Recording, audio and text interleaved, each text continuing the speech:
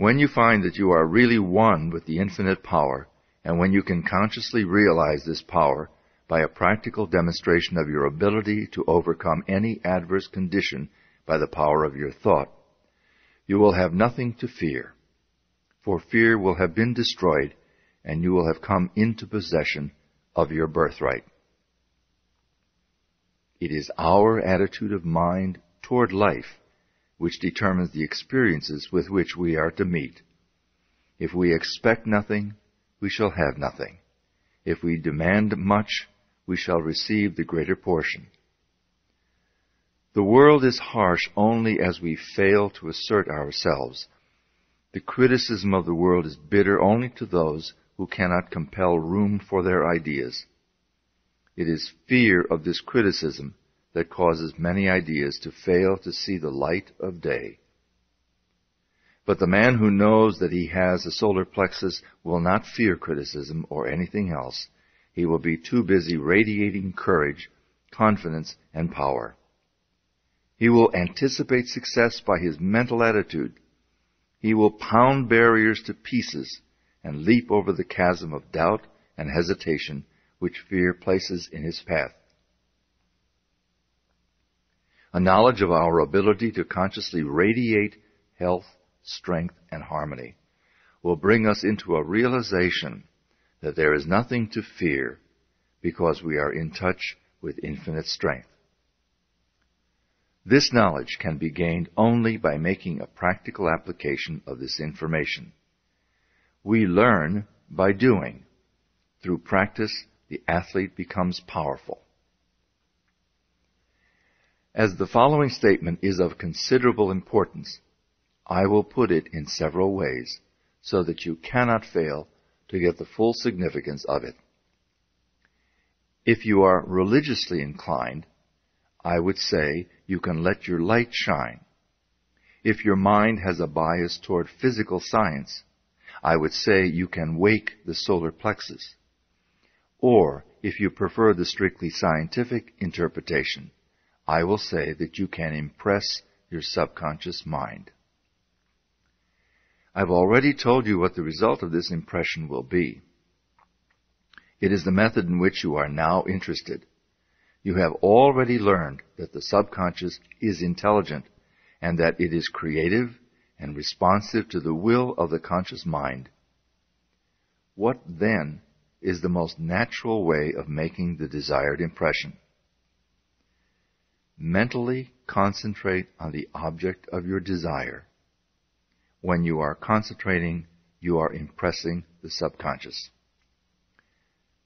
Now, this is not the only way, but it is a simple and effective way, and the most direct way, and consequently the way in which the best results are secure. It is the method which is producing such extraordinary results that many think that miracles are being accomplished. It is the method by which every great inventor, every great financier, every great statesman has been enabled to convert the subtle and invisible force of desire, faith, confidence, into actual, tangible, concrete facts in the objective world. The subconscious mind is a part of the universal mind. The universal is the creative principle of the universe. A part must be the same in kind and quality as the whole. This means that this creative power is absolutely unlimited. It is not bound by precedent of any kind, and consequently has no prior existing pattern by which to apply its constructive principle. We have found that the subconscious mind is responsive to our conscious will, which means that the unlimited creative power of the universal mind is within the control of the conscious mind of the individual. When making a practical application of this principle, in accordance with the exercises given in subsequent lessons, it is well to remember that it is not necessary to outline the method by which the subconscious will produce the results you desire. The finite cannot inform the infinite. You are simply to say what it is you desire, not how you are to obtain it. You are the channel by which the undifferentiated is being differentiated, and this differentiation is being accomplished by appropriation. It only requires recognition to set causes in motion, causes which will bring about the results in accordance with your desire. And this is accomplished because the universal can act only through the individual, and the individual can act only through the universal, for they are one. For your exercise this week, I will ask you to go one step further. I want you to not only be perfectly still and inhibit all thought as far as possible, but to relax, to let go. Let the muscles take their normal condition.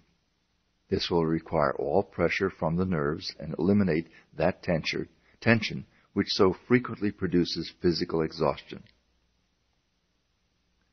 Physical relaxation is a voluntary exercise of the will, and the exercise will be found to be of great value as it enables the blood to circulate freely to and from the brain and body. Tension leads to mental unrest and abnormal mental activity of the mind. It produces worry, care, fear, and anxiety. Relaxation is therefore an absolute necessity in order to allow the mental faculties to exercise the greatest freedom. Make this exercise as thorough and complete as possible. Mentally determine that you will relax every muscle and nerve until you feel quiet and restful and at peace with yourself and the world.